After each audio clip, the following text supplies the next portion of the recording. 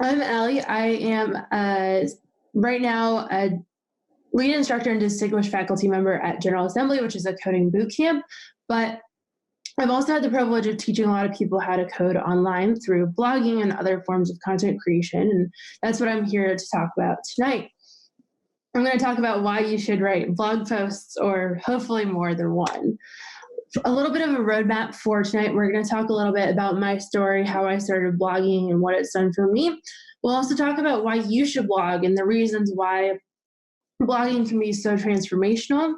We'll also talk about how to overcome some common blockers, some maybe doubts that you may be having before putting content out into the world, and then we'll do a Q&A at the end. So, how I started blogging. I was reading a bunch of other people's blogs as somebody who was a couple years into a software engineering career. I was especially inspired by Vaidehi Joshi's BCS series, where she broke down computer science concepts and drew diagrams for them, and she challenged herself to write about a new one each week. They were these incredible essays, and I had no idea how she did it. And so in reading those blog posts, I was super inspired and was like, I should do something similar. So I challenged myself to write a new blog post every week on a new technology that I learned that same week. I would build an application with it and a blog post as well. As you can imagine, it was a huge amount of work, but my goal for it was to tailor my own learning. I had just started teaching code as my full-time job, and I was not necessarily writing as much code as I was used to writing, and so I still wanted to stay on top of the industry. So I was doing it for myself, and I was hoping that it could help some other people too, but at the beginning of the blog, absolutely nobody read it. I think I had 34 people read my first blog post, so definitely not something that from the start other people were reading.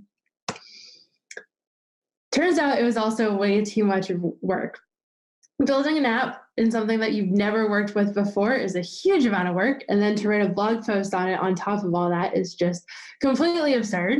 And so I kind of trailed off blogging. A little bit later, I started this blog, the Zen of Programming. I had moved to Connecticut and didn't know a single person. And when I was in Connecticut, I had all this extra time on my hands, and so I started blogging again. I had this idea of doing a hybrid between a lifestyle blog and a programming blog. So I read a lot of fashion blogs and all these aspirational lifestyle people, and so I was like, oh, maybe I could do that, but from the perspective of a coder. Turns out that people weren't really into that, but I was writing some tutorials on there and starting to talk about code stuff more in depth, like my text editor theme and all of that. And people really liked that. From the start, it kind of took off. It got 200,000 readers its first month. And a lot of people were reading it, got to the top of Hacker News and all that as well. So I wanted to build a blog that appealed to me, especially before I was in coding. I struggled a lot learning to code. It was something that really intimidated me at first, and I didn't feel like I belonged. And so I wanted to make other people feel like they belonged as well. So then just today, I actually relaunched a new blogging site. I no longer am writing these lifestyle tutorials, and the Zen of Programming no longer fits exactly what I'm doing. So I found the domain name We Learn Code, and that's what I'm going to blog under now. But I want to make coding more accessible for everybody, and I want to use my years of teaching and programming experience to help other people learn to code. Blogging has been transformational for my career. Over 1.5 million people have read my work online, and then it's led into a lot of other formats for content creation as well. And so there's a lot of reasons for learning to blog. The first is reinforcing your own knowledge on topics. That's how I started. I just wanted to learn new topics. Nobody else was reading it. It was just for me. And I was able to learn all these different things like Angular and augmented reality and so many other new technologies. And so it was just really helpful from an engineering standpoint where I was challenging myself to push outside my limits. It also allows you to demonstrate your knowledge. So you're showing other people what you do know. It's really funny because I am traveling around this world this year to talk about augmented reality. And the funny part is that I've never professionally written augmented reality applications or anything like that. I just wrote a blog post about augmented reality app that I built as a side project, and people thought I was good at it. So people will think that you're better at a lot of these things that you blog about than you actually are, which is kind of a funny piece of it. Also, building a community and meeting other people that have similar interests to your own. That's been a huge part of blogging for me and totally keeps me motivated. All the people that I've made friends with, connections with, and it's really cool to know people across different cities as a result of blogging. You can also challenge yourself and keep yourself accountable so you're learning new things or just reinforcing your own knowledge about what you're doing. The best way, I think, to really learn something in depth is to teach it to somebody else, and blogging is an accessible way to do that. And then the last part is that you're helping other people too. So maybe there's a blog post that you have been searching for your whole career, or at least for a couple hours, and that's your place to write one. That's your place to write that blog post that would have helped the previous version of you. And you're helping a lot of other people learn maybe something that was difficult for you, and you're making it easier for them. So blogging is really awesome for you and your career, but it's also really helpful for other people. You probably use multiple blog posts on a daily basis as a developer. So definitely something that is helpful to everybody. So let's talk a little bit about topics that you could blog about.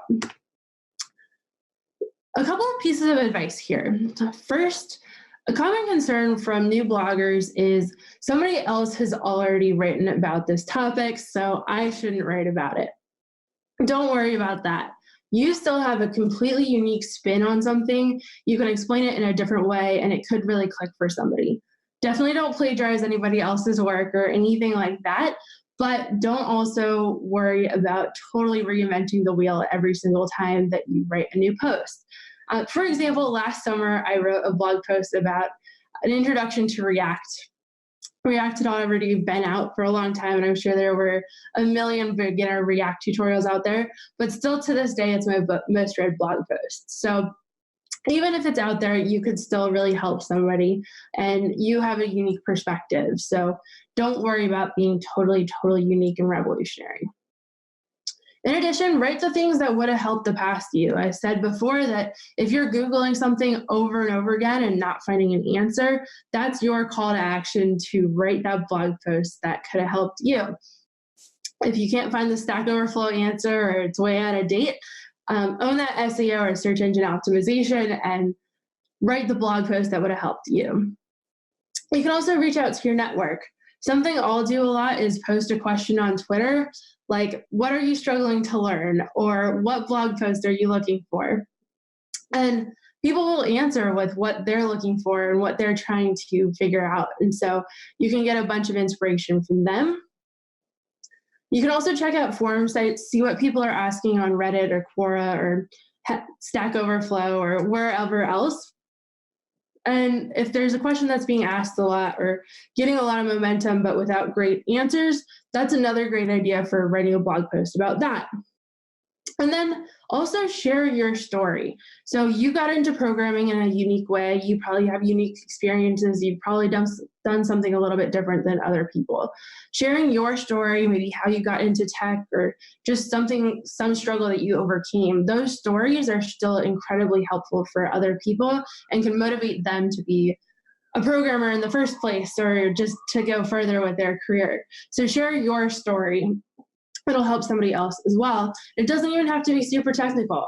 A lot of my blog posts are tech adjacent and more career or personal development focused, and those still help people even though they're not as hyper technical as some other blog posts.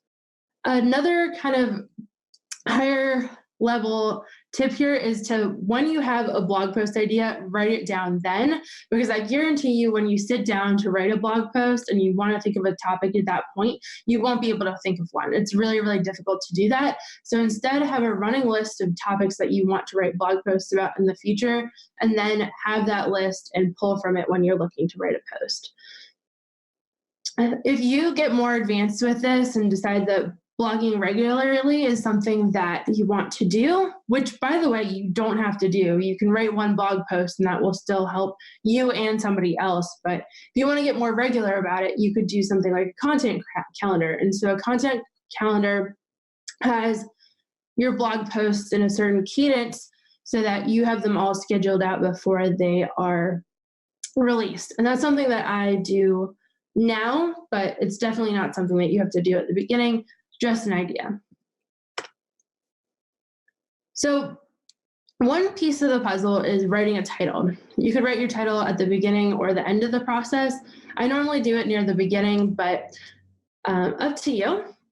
Make sure that your title is descriptive and actually describes what your blog post is about, and catchy but honest. Programmers aren't huge fans of clickbait, as you can probably imagine, so make it catchy but honest. Say what's actually in the post. We'll talk a little bit about search engine optimization in a little bit, but the descriptive title is really, really important for search engines picking up your blog. So once you have a title and a topic, what actually goes into the blog post? What does the content look like? So my process for writing a blog post is first a really, really rough outline. I'll write out my headers and then maybe the bullet points that I want to include in each header or each topic that I want to discuss. And then I'll write a rough draft.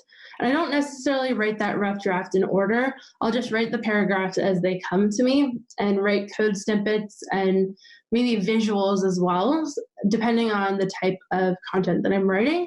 But I really like appealing to as many learning styles as possible. And so having visual hooks in there and things that appeal to visual learners is important to me. And then I revise.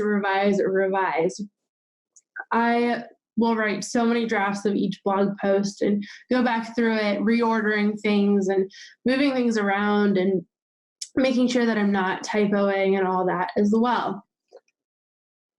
I would always make sure that your content is accurate before you put it out.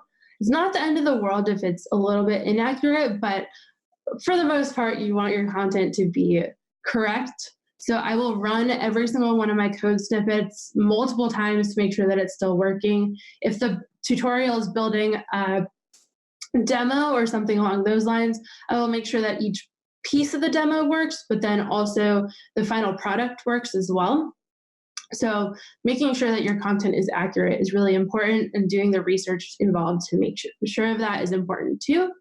And then make sure it's geared towards your target audience. So I like to think of having an ideal person in mind when you're writing your blog post. Just one person.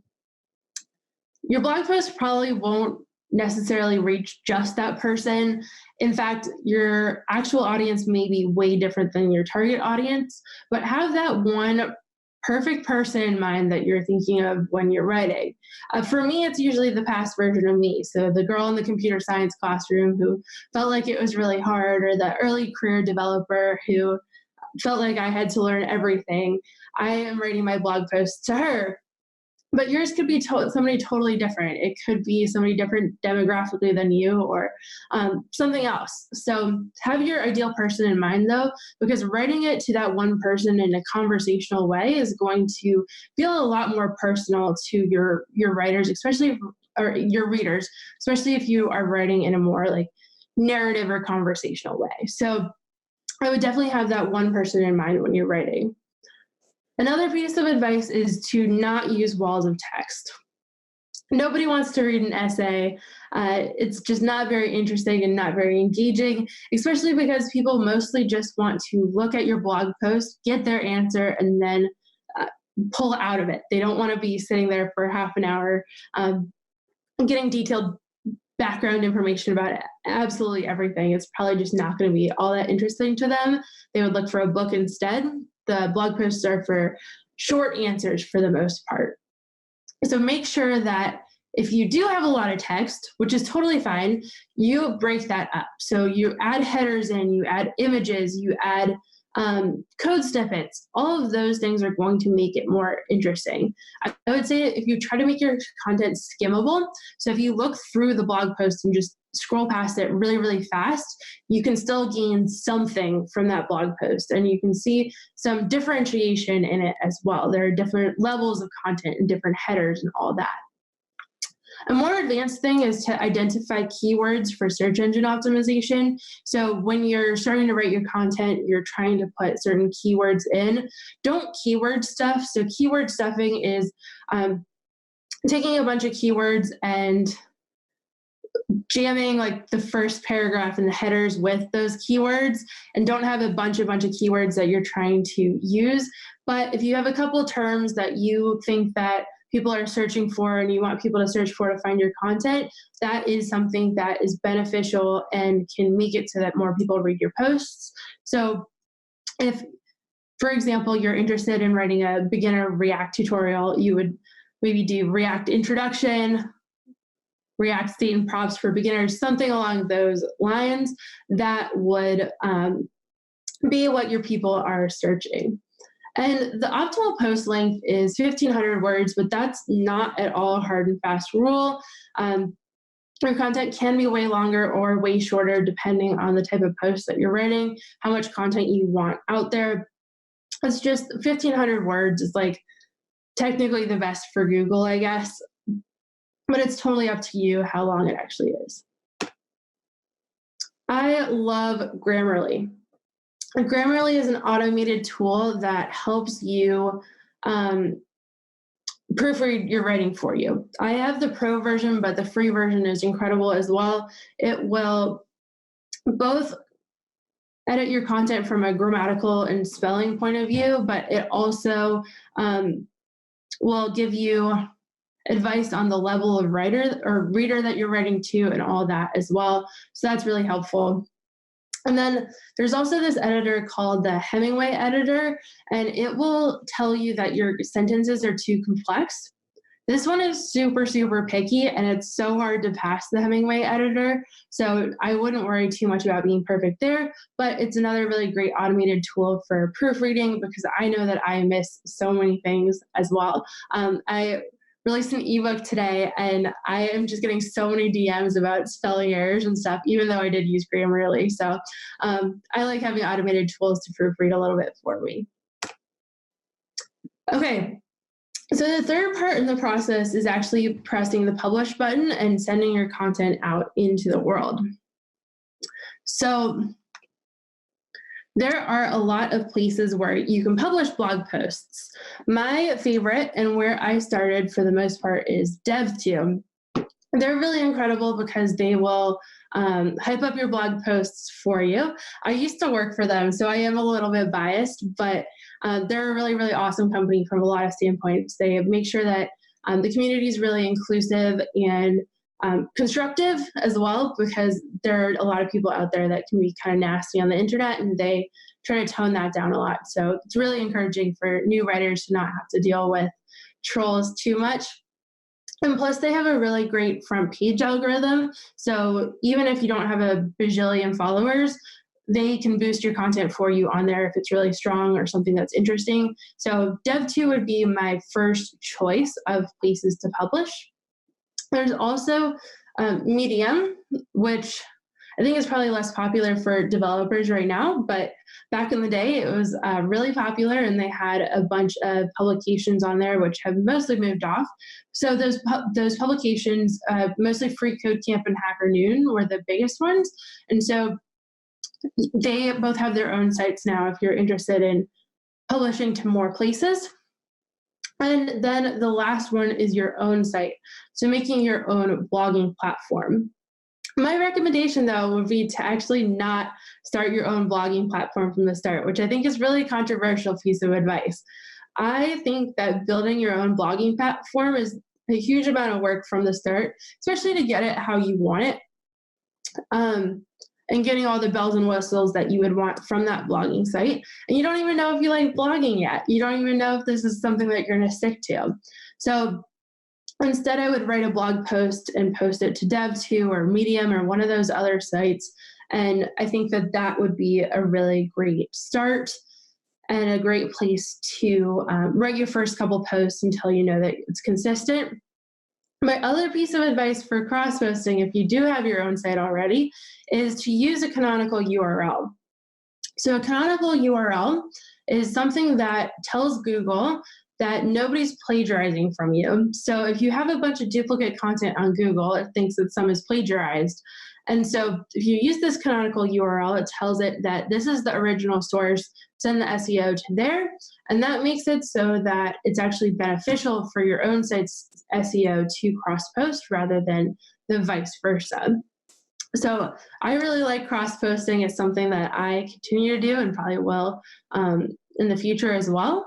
And I would just make sure that you are using that canonical URL so your SEO isn't impacted. Dev.to and Medium both have that built in, so you don't have to worry too much there. I'm not as sure about the other sites, HackerNoon and FreeCodeCamp, if they do. So I also want to talk about some common self-doubts that you may feel when publishing, and I feel these as well. So one would be that I'm not experienced enough to write about this. There's this common misconception that you have to be an expert about something in order to write about it. I don't think that that's valid. My whole entire first concept from my blog was that I was writing about a bunch of topics that I didn't know.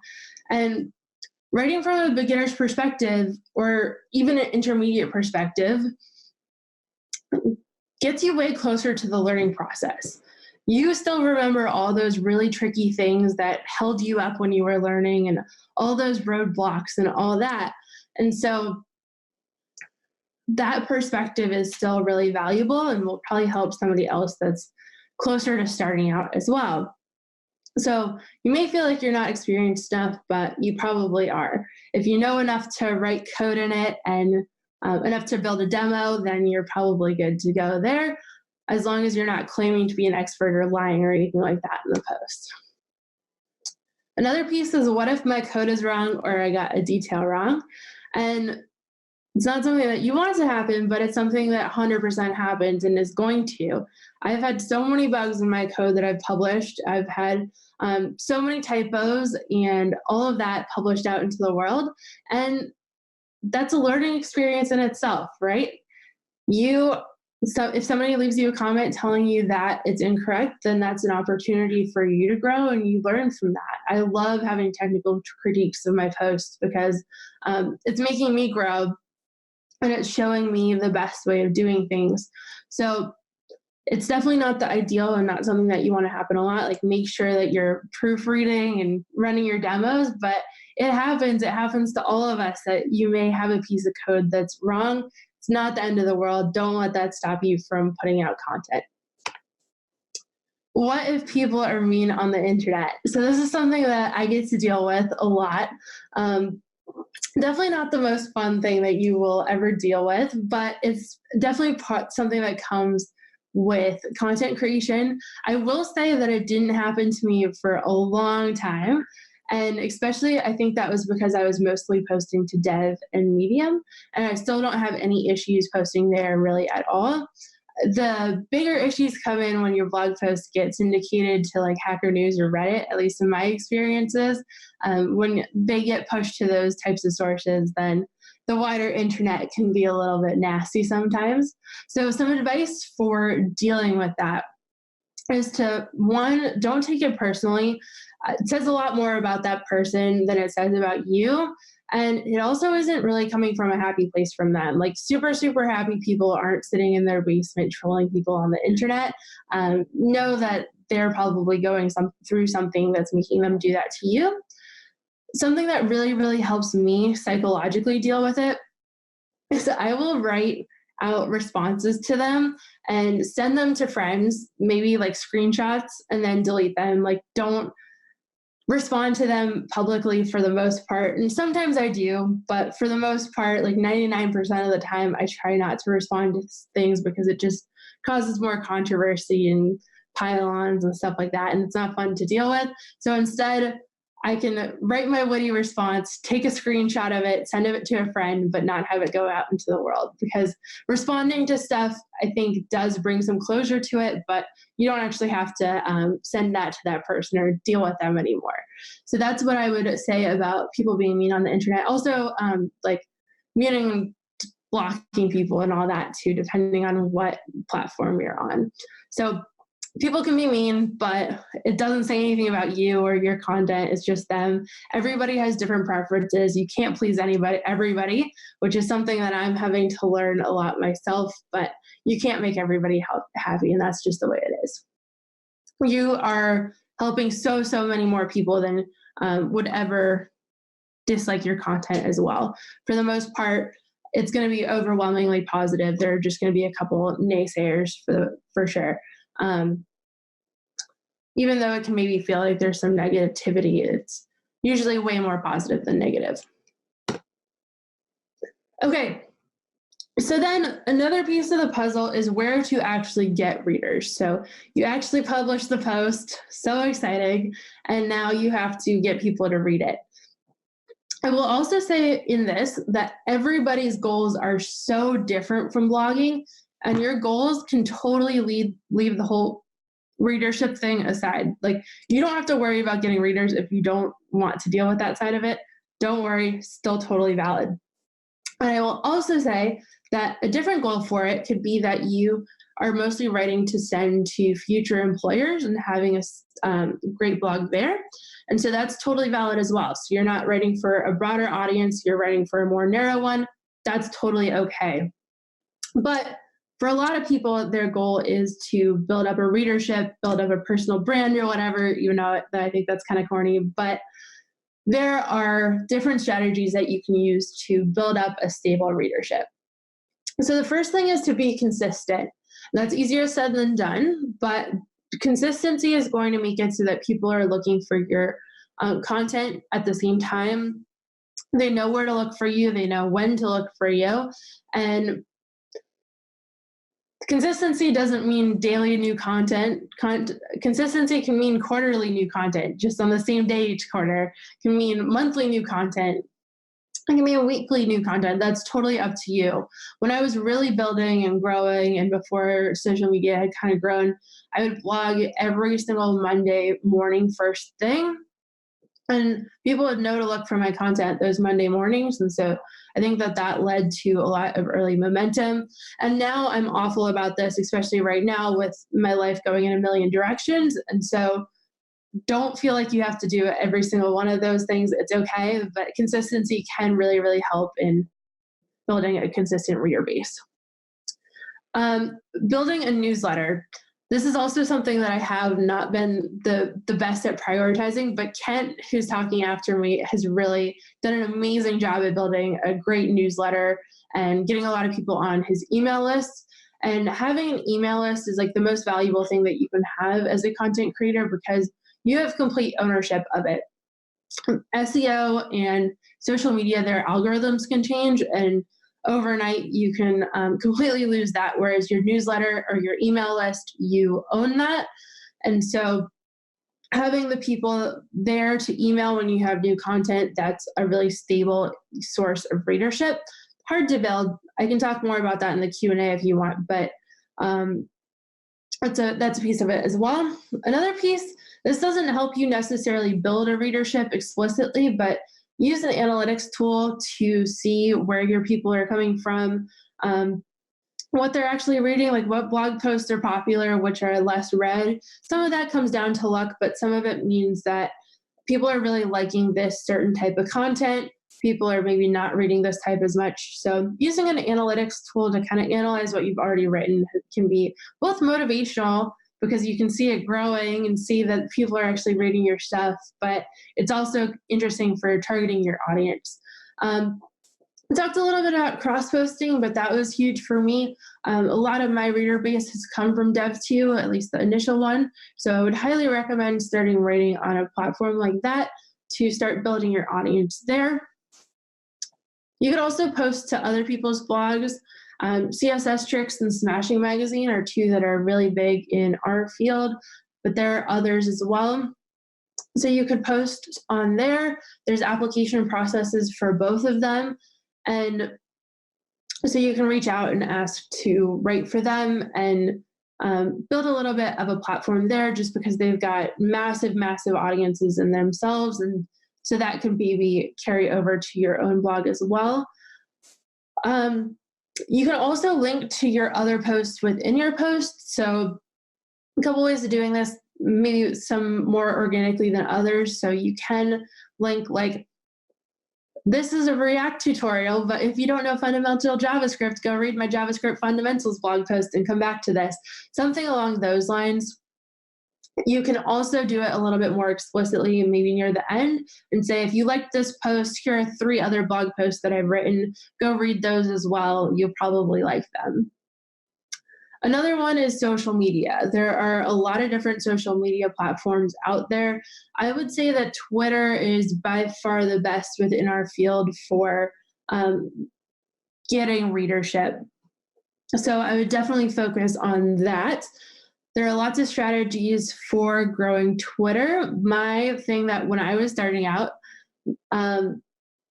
was I would follow a checklist for myself every day. So I would post a link to my content every day. I would post like 3 informational tweets. I would share somebody else's content, and then I would do a joke or something along those lines. I don't even think I did jokes at that point, but I had this like really regimented schedule for myself of I have to tweet about all these different things every day. And it definitely helped when I was starting out, because I couldn't even think about what to tweet about at that point.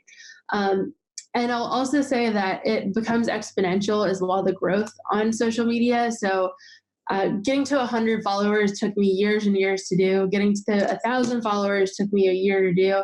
And going from 1,000 to 53,000 has been another year. So definitely exponential growth in a lot of social media platforms. LinkedIn is another great professional platform, and you can get some decent readership from there as well. Instagram is really hard to get readership off of, but you could try. Pinterest is huge in other niches. It's not really as big for programmers. It's hard to build really visual stuff. But then Reddit is another huge one, and Hacker News. So if things blow up on Reddit or Hacker News, then you're having a lot of luck, and you will probably get a bunch of visitors from that. But they're really hard to strategize for, because they don't necessarily like you promoting your own content on them and all that. So I've really only had luck having other people post my content on there, and not me asking them or anything like that, just people posting my stuff. So less strategy that goes into those, but they can get a lot of readership if that's something that you're looking for. Search engine optimization is another really big one. So that's using words and phrases that people are searching for, especially at the beginning. So my strategy for SEO when you're starting out would be to target low volume search words. So what that would mean is things that are searched for maybe 100 to 500 times a month. 100 because you want some people to be searching it, but lower than maybe 500 to 1,000, because you don't want it to be something with a ton of competition. So if it's super, super high competition, it's going to be really, really hard for Google to rank you on the blog post, and you're going to be multiple pages in. But if you do something that's lower competition, maybe 100 to maybe 500, 1,000, then there's going to be less people that you're competing with for those clicks. So you might have a better chance at ranking there. There's lots of different other SEO things that you can do. Backlinks are how you establish authority when you're blogging. So backlinking is when somebody else's blog links to your blog. So really valuable backlinks within tech would be like Danny Abramov's Overreacted or CSS Tricks or Smashing Magazine. It's a really, really big deal and really good for your search engine optimization if they link to your blog posts. But any type of backlinking can really help. And Google thinks that you're an authority if they link to your stuff. So that's really good for search engine optimization. Don't backlink spam people either. I get emails literally all day, every day with people asking me to link to their stuff, and it's not good. Don't do it. Pretty annoying. Then also having an RSS feed can allow your stuff to get syndicated that way, and for you to have the people that can subscribe to that RSS feed to see when your new stuff comes out. So those are all strategies for getting new readers. Okay, and with that, I would like to open it up to Q&A so that I can go more in depth on anything that you all are interested in. Awesome. Thank you, Allie. Can you see everybody well on your end from our little audience camera we have set up?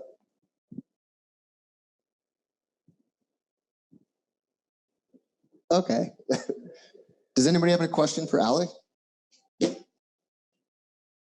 I do. When you were first getting started in, for lack of a better term, building up your brand through doing your blog posts and being on Twitter and things like that, how did you get through that kind of imposter syndrome that you feel trying to build a brand in this kind of sea of other people also, doing the same thing? So I'm going to be totally honest that I didn't initially struggle with this that much. Nobody was reading my stuff, right? So I was getting like 30 people reading each blog post. And so at that point I was like, okay, nobody's reading this. I'm just writing it for myself. And I wasn't doing a huge amount of promotion for my posts or anything like that. The only times that I really got any traction were by luck, and people were pretty nice about stuff as well. So I think at that point it wasn't as hard for me. I think starting with Twitter, what I started doing was Twitter chats. So on Tuesday nights, there's Dev Discuss run by Dev2. On Wednesday nights, there's Code Newbie, which is a Twitter chat by the Code Newbie podcast. And so they give you definite questions to answer. And that's really how I started. Was I just started doing those because I can answer questions. It's harder to come up with original content. And so that's how I even got like any following whatsoever. And was really how I started with all that. I will say for me, I've had a lot more of the imposter syndrome and dealing with doubts about putting stuff out as I've grown, because now people are actually reading my stuff. And so if it sucks, then people are going to see it. And that's really hard. And, there are people out there that are looking to be more critical as well. So I think a lot of it at first for me was just putting stuff out and seeing what maybe people were kind of liking and all that. I also realized early on that a lot of my blog posts that took less time to put together were the ones that more people would read, because they're a little bit simpler and to the point, and can also usually appeal to a broader audience. And so that could be something that to strategize and do as well. So doing stuff just like writing about your text editor setup, or how you set up your terminal, or Slack hacks or something along those lines, those still help a lot of people, and they're not necessarily as personal or technical as a lot of other things. So I would say start simple. Don't worry about it too much for the most part. And I think this is true of anything. Like, people want you to succeed. They want your content to be good, or the overwhelming majority of people. And so I think realizing that is important. Also, there are so many people online who post their stuff, and so responding to them and answering questions that you see on social media and stuff like that, that's a really accessible way to get started. You don't have to think about your own original content or anything like that. Also, it's not a competition. That's one of the nicest things about this, is like, I'm not competing against other people in my niche. It doesn't mean that somebody's reading my content or somebody else's. There's room for everybody in this. Doesn't mean that somebody else is going to steal my audience. There's room for kind of everybody's audience to exist, because those audiences can overlap and all that. So I wouldn't think of it too much as a competition, or even think about anybody else. Just think about your own content. Cool. Thank you. We have, I believe, at least 2 questions, if not a couple more. So I'll just keep handing off the mic. Awesome. Awesome. Thank you so much. My first question, or my main question is, I guess, what are you up to now? I know you mentioned that you were writing a book, starting a new blog, so just curious to hear more about that. Totally. So right now, I actually went back to my old job. So I teach at General Assembly, which is a coding boot camp, and I love it more than anything because seeing those students learn and those lightning moments for me is just magical. So that's what I do for my day job. But at night, I do a lot of content creation, and it's really powerful because I can teach a decent amount of people in person, but that's like 30 people at a time, whereas online it's hundreds of thousands. And so I have a podcast with two of my very close friends. And we publish that every week called the Ladybug Podcast. And then I'm building up my own blogging platform. I'll always still cross post to Dev because I love it there, but thinking about just unifying everything under one area. And so I started that We Learn Code site, and then the ebook that I did today, it's just like a free ebook, 30 pages about the things that I wish I knew before starting to code. And so I had a lot of fun with that. It was actually almost like a rewrite of one of my very early blog posts, but it was getting really long, so I made it into an ebook. And I just like playing with different content types. I really want to try video more and more as well, and maybe making a course or something like that down the road. But having free content out there and making coding as accessible as possible is my huge passion. And so that's why I keep writing and why I keep putting my stuff out there. And so I'm trying out as many different formats as I can in order to achieve that goal. Awesome. Thank you. Then here's another one. Hi, how's it going? And excuse me if you answered this already, but I came a little late. Oh, no. Yeah. Do you have like a strategy behind the types of content that you're putting out? I know personally, I work with a lot of clients in the pharmaceutical space, and a lot of them are like just getting into blogging, just getting into social. And it's hard to like determine like, okay, do I focus more on like promotional, stuff, or do I do more on like the culture of the company? Like, where do you find like that balance between like what types of content you're putting out? Totally. So what my strategy is to have 3 distinct topics that I write under, and I rotate through them.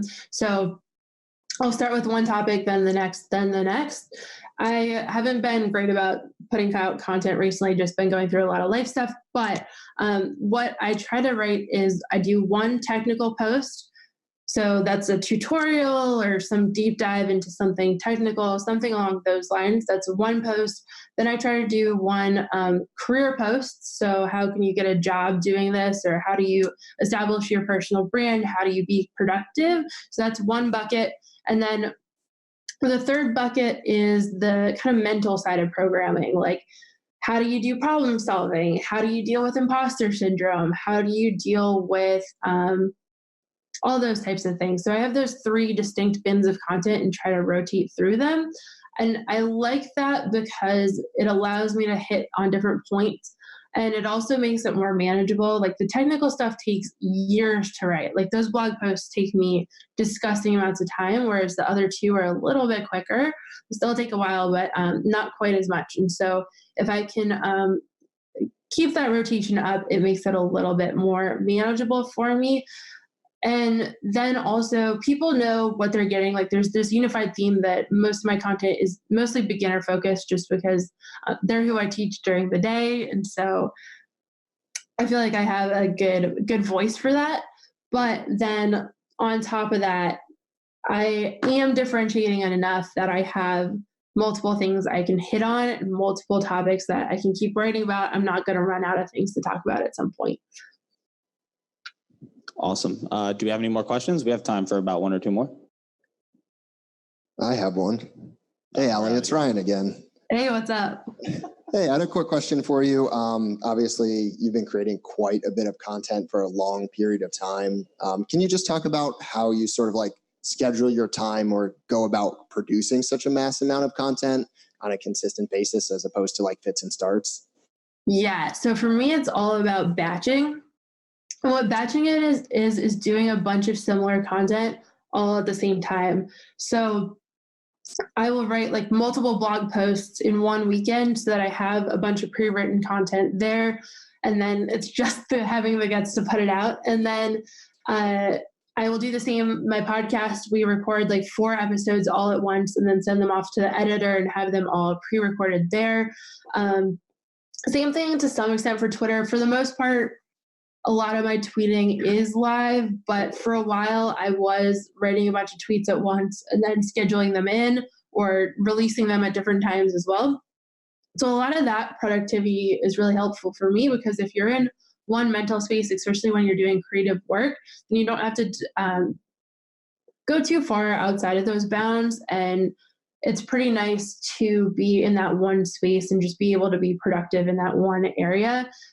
Especially so when I started writing, I would go to a bar every Sunday and write content from there. And I personally work kind of well with some level of distraction or some noise. And so that was the perfect thing for me. But everybody's life is so different. And I think that's something to remember as well, is that my life looks very, very different than most people, where I am a single person who just has a normal day job and doesn't have kids or too many responsibilities other than my dog at this point. And also I'm a digital nomad right now, so I don't know too many people where I'm living. And so that gives me a lot more time to produce content than a lot of people, especially in different phases of their lives. So I'm definitely really privileged to have that extra time as well. That's awesome. Thank you so much. Totally. If that's our last question, why don't we give it up for Allie? And thank you so much for joining us remotely. We really appreciate it. Please come back again soon and talk to us again. Totally. And if you have any other questions, I'm also on the socials, so hit me up. Yeah, and we'll share all Allie's contact information out in our Discord channel, and we can post it on the Meetup page as well. So if you want to read some of her awesome articles, you can, or just take note of what's on the screen right now.